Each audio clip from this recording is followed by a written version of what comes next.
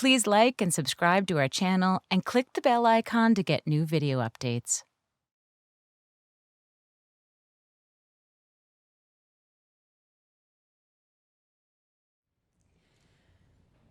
People often ask me how I got the scar on my arm. And what happened was, when I was 14 years old, I got really sick. And no one could figure out what was wrong with me. I was very ill, and finally, after a week of not getting better, my mother took me to the hospital. My mother's a nurse, and in fact, an aunt who was a doctor was also staying with us, and she couldn't figure it out either. And so I went to the hospital, and I, after many tests, was finally, days and days later, diagnosed with a hyperallergy, something called Stevens-Johnson syndrome. And once they finally found out what was wrong with me, they treated me for it, but not before I had spent weeks in the hospital, weeks blind and mute, as well as being fed by tubes and having to sleep sitting up so that I wouldn't choke on my own saliva. My mother, in her fashion, moved in to the hospital to be by my bedside and slept every night in the hospital to take care of me, and she wouldn't leave my side. And finally, when I was released on February 1st, I remember it was a Friday, as we were riding home in our car, she said, "I've made a promise to God that if God delivers you safely out of the hospital, that I would go and I would do a penance, and I would go to the temple and make an offering to give thanks for delivering my child home safely. So I know you're really sick, but I'm going to see if your stepdad can drive us on Sunday to the temple." And I just sort of nodded in my very ill way, and I said, okay. And on that Sunday, February 3rd, my stepfather and my mother and I drove in our red Ford Mercury car with the black interior to the Hindu temple, and we went on the freeway. And the nearest Hindu temple, I grew up here in New York, but my high school years I did in a suburb of Los Angeles in the San Gabriel Valley. So off we went in this red Ford Mercury Zephyr, I think it was, with a black interior. And I wore a really nice dress, a dress that I wore for my 8th grade graduation, this black, lovely dress. And I was very ill. I was very, very weak and frail. And that was long enough ago. I was 14, a long time ago, when they still had the front seat that was a couch seat. So my mother wedged me in between her and my stepdad because, she wanted to take care of me. I was still really sick. I could barely hold my head up. I had lost a lot of weight. At 14, I was very awkward to begin with, but I was as tall as I am now, but I was about 40 pounds lighter, maybe 50 now with the baby weight. But anyway, I was really, really thin and very, very weak. And so we went to the temple, and it's about 50 miles, the temple, from where we lived in Malibu, in Calabasas. There was the Ganesh temple, and, my mom was a devout Hindu woman, and she wanted to keep her promise. So I was so weak that she said, "You stay in the car, I'll do the offering." She went, she did the prayers, she did the flowers, she rang the bell, she did the food, she got the food, and they came back in the car, and she handed me this squeaky round styrofoam plate with a bunch of yellow rice on it and some vegetable curry or whatever it was. And off we went back down the highway, and I remember thinking what a beautiful sunny Sunday it was, and how crowded the highway was for a Sunday. And I was trying desperately to concentrate on this plate of food, and my mother said, just try and have a couple bites of it. Just, it's blessed. It's from the puja we did. So just, see if you can get a couple of bites of the lemon rice down. And I said, okay. And kind of sitting there going, well, maybe I can. The curry's too spicy. That'll work. I had sores all in my mouth from being ill still. And as I was eating this rice, suddenly I heard a loud bang! And I looked up, and I can remember the plate flying and yellow rice everywhere, like confetti. And as the rice came down, all I could see was this beautiful blue sky, this crystal clear blue sky. No clouds, no cars, no road in front of us, no trees, nothing. Just endless, miraculous blue sky and these kind of yellow grains flying all around. And then all of a sudden I heard another thud, and then I kind of heard and it was us. We were flying, and then we were airborne, I realized, and then what stopped our fall was this tree, and then we kind of went down further down this embankment, and then finally came to a last thud, and there was just stillness. I kind of strained my neck, and I could see my mother to my right, and we were all pinned very closely together, and my mother had her eyes closed and her mouth open, and blood was trickling out of the side of her mouth. And to my left, my stepfather was saying over and over again this mantra of, "Where are we, Vijay? What happened, Vijay? Weren't we driving, Vijay? We were at the temple, Vijay. Vijay. Vijay," my mother. And from my mother emanated this profound and nauseating silence.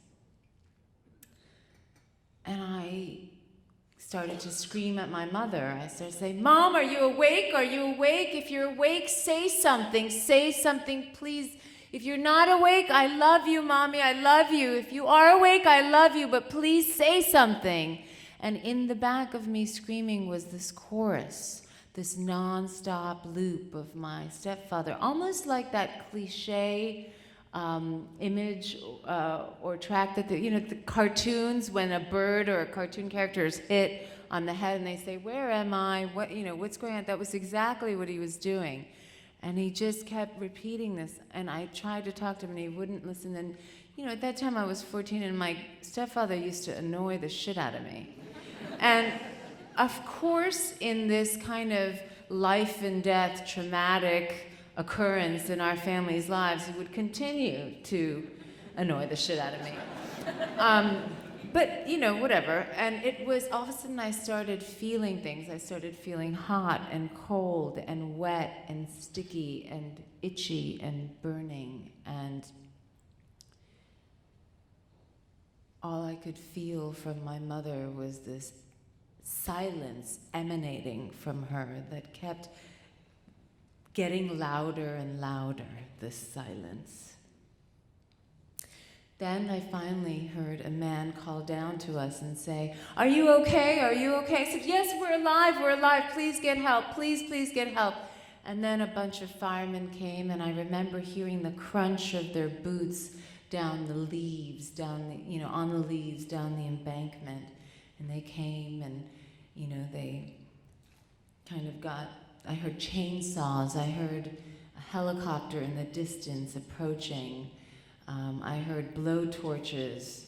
I would later learn that they had to use these famous things called the jaws of life to cut open the roof of this red Ford Mercury Zephyr.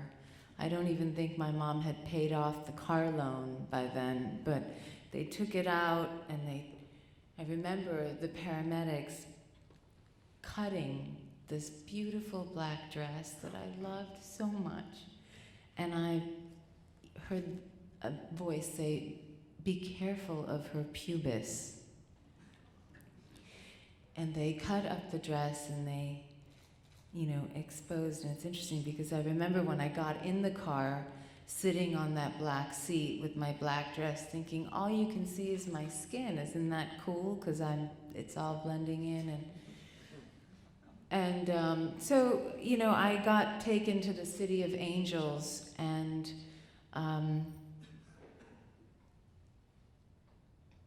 my parents got taken somewhere else. They were airlifted. They landed the helicopter on the 101 freeway, and they took them to the USC Medical Center because that was the only hospital that had a heliport. My arm, because we were pinned so tight, my arm had flown across my mother's chest. And while we were airborne, I had tried to punch the windshield out, and I had a lot of abrasions on my arm, and I had broken my knuckle. And in spite of my arm absorbing most of the impact, we hit this tree, and the tree fell on us, and that's why the chainsaws had to cut the tree away.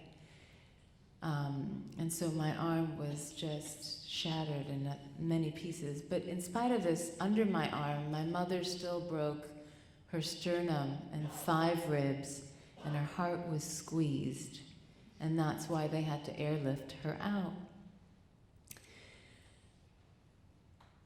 And I lay there for hours and hours, not knowing what happened to my parents, not knowing if my parents were okay, if my mother was alive. And I remember being incredibly uncomfortable in a cold hospital bed with glass everywhere, in every crevice of my body, under my nails, in my hair, in my ears, just shattered glass everywhere. And I remember being in this other hospital a mere 48 hours after I had gotten out of the first hospital, again with tubes everywhere, looking up at another white ceiling and thinking, I'm never going to a temple again. I'm not. What kind of God is this that would do this to a 14-year-old girl? I hadn't done anything. I had pretty good grades. I hadn't smoked marijuana yet. I was a long way from losing my virginity. And I didn't do a whole host of other things that I could have done. I was a good kid. I was in ASB. But this, here I was. I thought, screw it. God doesn't exist. I'm not going to the temple again. Well, I healed, and, in the emergency room, I remember vague bits and pieces of what people said, like, well, I don't think it's worth doing, but, I question the mobility of that arm, or, well, let's leave it alone, whatever. And we were home. It took us a long time to heal. My stepfather broke his leg, his left leg in 4 places, his hip in 2. My mother had to come home and still have a hospital bed at home for weeks and months. And we had one-to-one nursing 24 hours around the clock at home because, of course, my mother this time could not care for me, could not be by my side. Indeed, she had her own hospital bed. But my mother was determined. They said that they weren't going to do any surgery on my arm because they thought it wasn't really worth it, that it would probably be dormant, be kind of semi-lame at my side. And, I was so young I could learn to do everything with my left hand. I had already started writing again with my left hand at school. I had missed so much school my freshman year by this time. And so my mother was determined not to let this happen. And so she, from her hospital bed at home, ordered me to go to another orthopedist whom she had found on the phone through colleagues, and he said, well, she's so young, we should do it.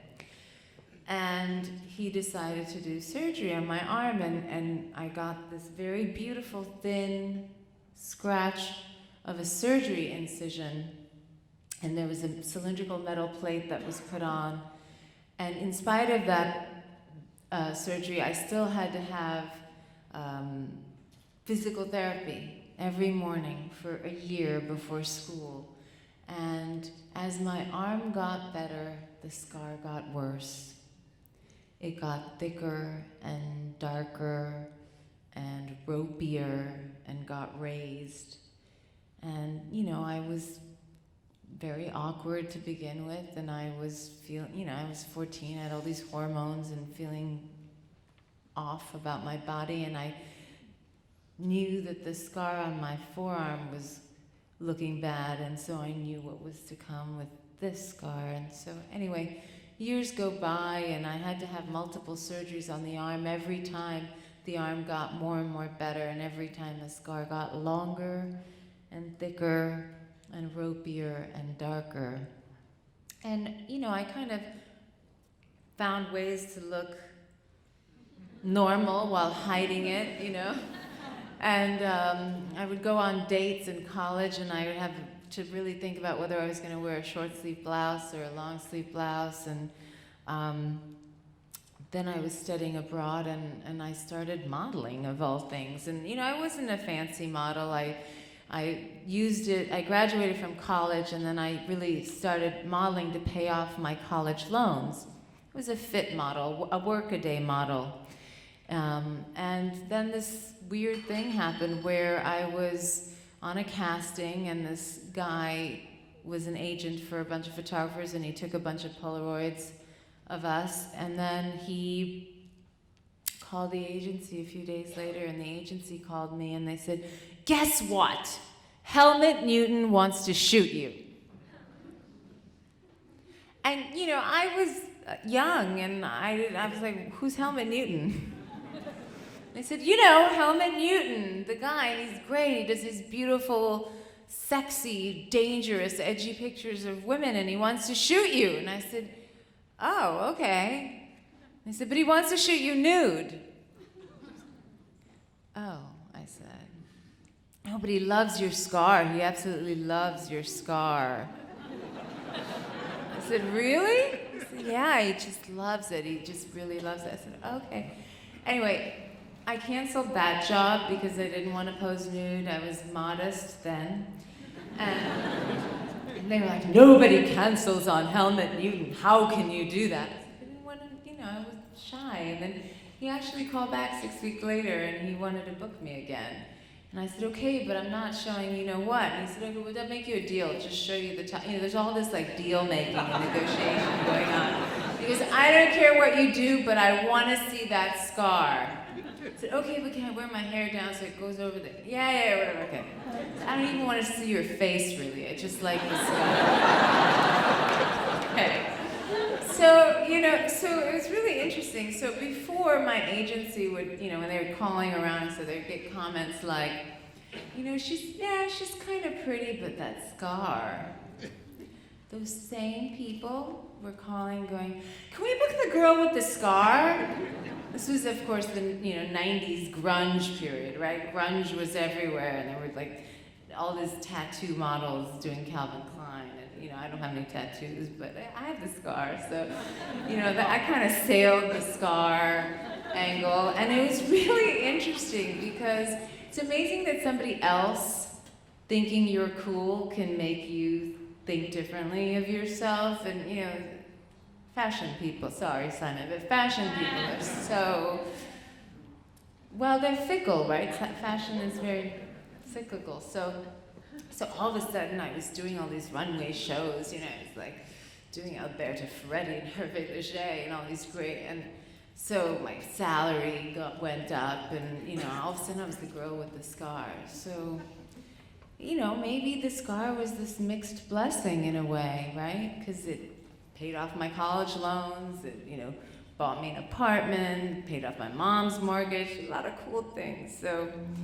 I thought that was great. And I was thinking about all of this recently because I found myself on my back in another hospital bed, staring at another white ceiling, and I was told that I would probably never have children naturally. And that was very upsetting, as many women can understand, and men too. And then I got pregnant, which was a real surprise, but a happy one.